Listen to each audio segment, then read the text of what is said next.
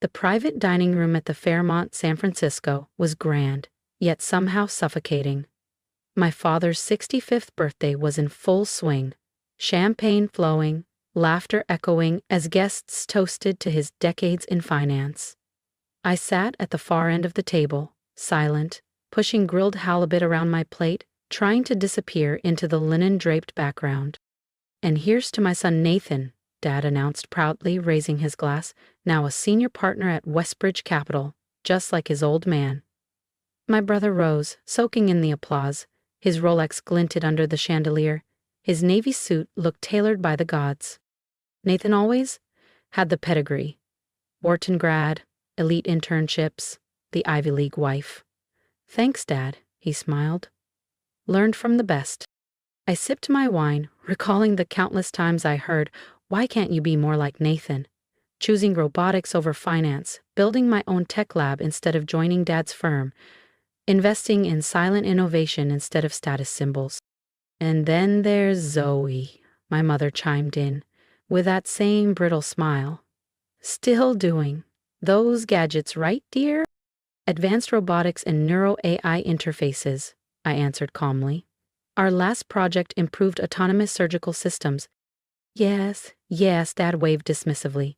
"Still tinkering with machines. At least Nathan chose a real profession." The old sting burned, but I kept my composure. They had no idea that my tinkering was powering next-gen medical breakthroughs across 5 continents, or that the garage they mocked had expanded into a 300,000 SQFT R&D facility outside Palo Alto. "Did you see Nathan's Aspen estate?" Mom gushed. 12 acres, ski and access. "It's modest," Nathan shrugged. "Zoe, you should visit sometime, when we're not using it." I glanced down, thinking of my residencies. Kyoto, the Swiss Alps, an AI-secured retreat in New Zealand, all hidden under shell companies and intellectual property trusts. "A toast," Uncle Greg stood, "to David Bennett, father of a financial legend." "And to Zoe," Aunt Linda added half-heartedly. "She's doing something." I just smiled. They'd find out soon enough. I watched There it was again, that slight grimace he always got when someone mentioned me, like my very existence was a blemish he had to politely ignore. He adjusted his cufflinks and cleared his throat. "Well," he said loudly, "at least one of my children isn't a disappointment." The room froze. Then, awkward laughter. Nathan understood what it means to build a real career, to create a legacy. He's made the Bennett name mean something in the financial world. The silence that followed was heavy. Even by his standards, this was brutal. "David," my mother murmured, setting down her fork. "Maybe that's a bit much." "No, Camille, it needs to be said." He turned to me, eyes hard. "Zoe, you had every advantage. The best education, endless support. And what do you do with it? Playing startup founder in some warehouse near Soma." He leaned forward, voice firm. "People ask me what went wrong with my daughter." I set my wine glass down, crystal tapping gently against the tablecloth. "What went wrong?" I echoed. My voice wasn't loud, but it was sharp enough to cut the hush. "Yes, Zoe. While your brother is acquiring firms and making headlines, you're still, what, writing code in a garage?" I thought of the contract waiting on my desk, the neural architecture breakthrough we just finalized, the global healthcare partnership we were about to announce, the 3 buyout offers I'd declined this quarter alone, each one over $500 million, 0 cents. "Nathan," my mother said gently, "say something."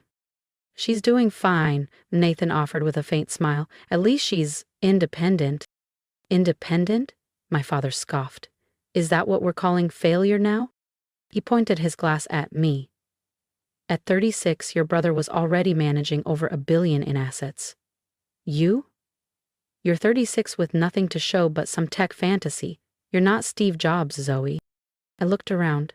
The same familiar faces, smug and shallow, smugly toasting Nathan while sneering at me in silence. My fingers drifted to my phone. I'd kept my success quiet for a reason, but tonight felt different. You want to talk about legacy, Dad? I stood, calm, clear. You want to talk about the Bennett name? Zoe, my mother whispered. Please don't. It's his birthday, right? I turned my screen to face the table. Let's give him a gift. On display, my primary business account. Balance: $47,282,465.19. One account. A fork dropped. Someone gasped. What is this? My father said hoarsely. I swiped to another screen. Bennett Neural Systems. Our latest valuation sits at $4,300,000,000.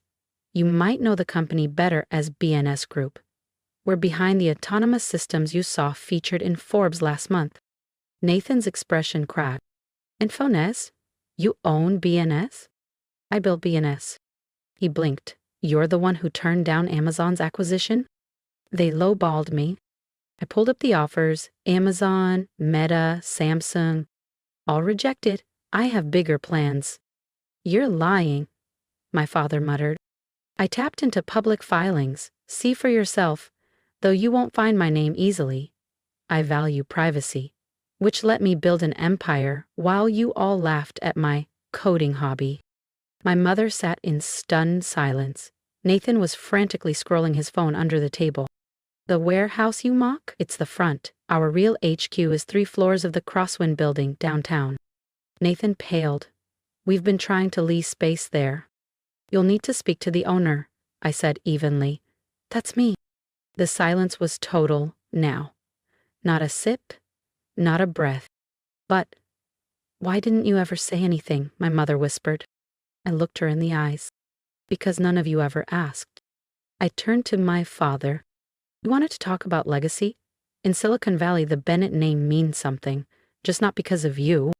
And with that, I sat back down, picked up my wine, and took a long, slow sip. She looked at me differently now. For the first time in years, my sister wasn't seeing her awkward little sibling. She was reassessing the woman sitting across from her, the one she never really knew. Among other things, I said, settling back into my chair, our healthcare division is scaling fast.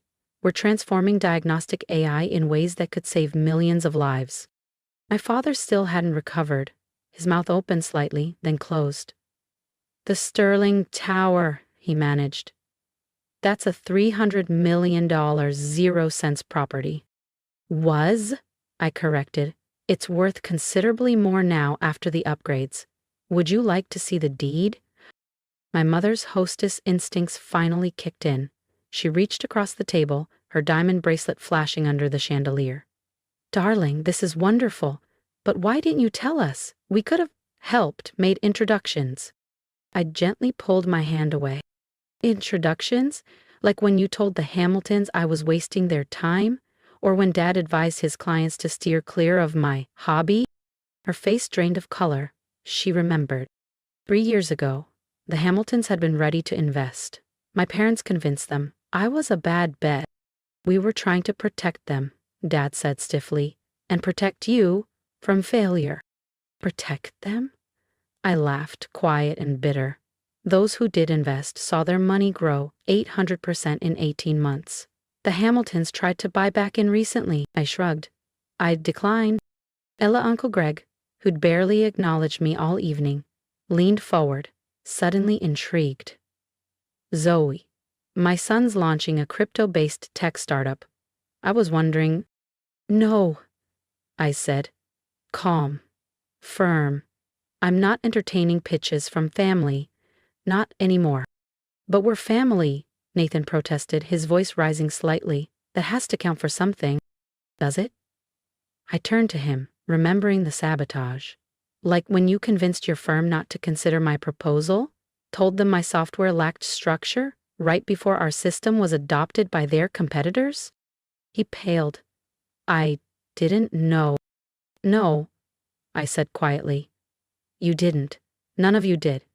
Because you never cared to ask. I stood, dropping my napkin. You were all so sure you knew what success looked like. The corner office, the ski home, the Ivy League connections. You never imagined that something revolutionary could be built by the black sheep in silence. Sit down, my father snapped, his voice regaining force. We need to discuss this. As a family. Your company, these opportunities. Opportunities? I raised an eyebrow. Now that you know I'm worth billions, suddenly my computer thing is worth talking about?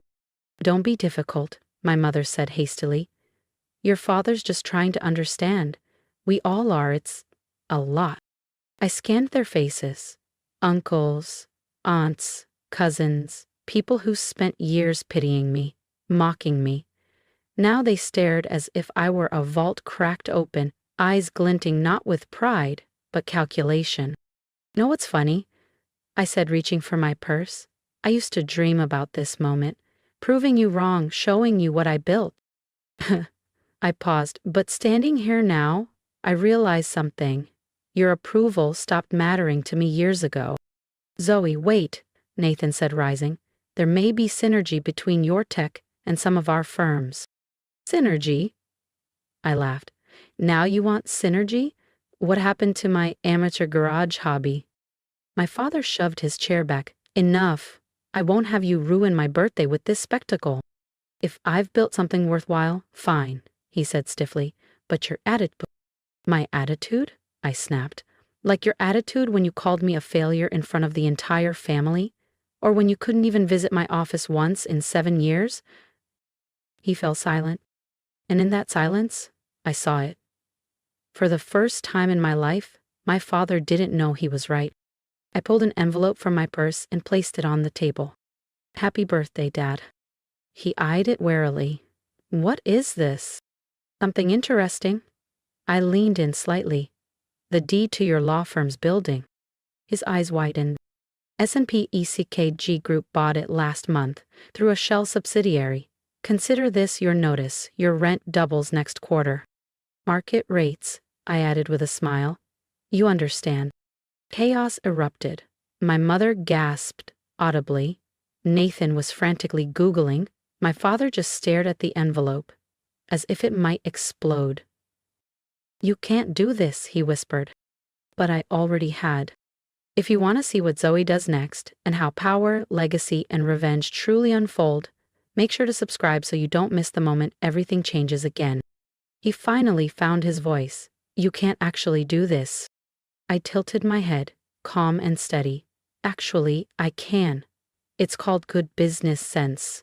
Isn't that what you always taught me? I gave him a smile. Not cruel, just clear.